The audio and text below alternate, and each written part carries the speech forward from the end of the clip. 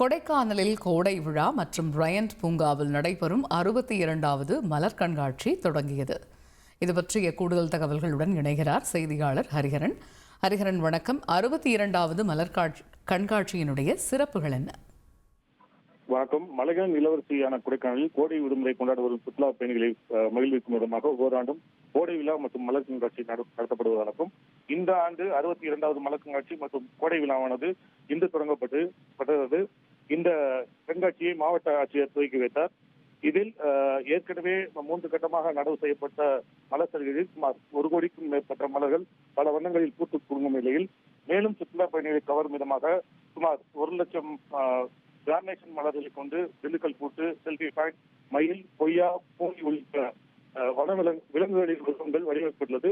மேலும் காய்கறிகளால் குட்டியுடன் கூடிய யானை, மலபார் அணில், பிளாக் அண்ட் ஆரஞ்ச் ஸ்லை கேச்சர், பஞ்சவர்ண கிளி, சிறுத்தை, என்னங்க இனி வீட்டு வேலையில கொஞ்சம் அதிக ஒத்தாசையா இருக்கணும். ஏன் வேலை கிடைச்சிட்டா? வேலையா? நான் பாஸ் ஆகணும்னு நினைக்கிறேன். எப்படி? பாஸ் வாலா பி தி பாஸ் உள்ளிட்ட உருவங்களும் தத்ரூபமாக வடிவமைக்கப்பட்டு சுற்றுலா பயணிகளை கவர்ந்து வருது.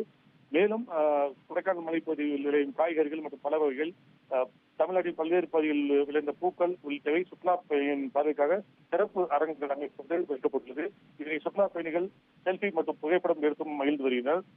முன்னதாகவே தென்மேற்கு பருவமழை துவங்கியுள்ள நிலையில் கொடைக்கானலில் இதமான சூழல் நிலவி வருவதால் மேலும் சுற்றுலா பயணிகள் மகிழ்ச்சி அடைந்தனர். தகவல்களுக்கு நன்றி ஹரிஹரன்.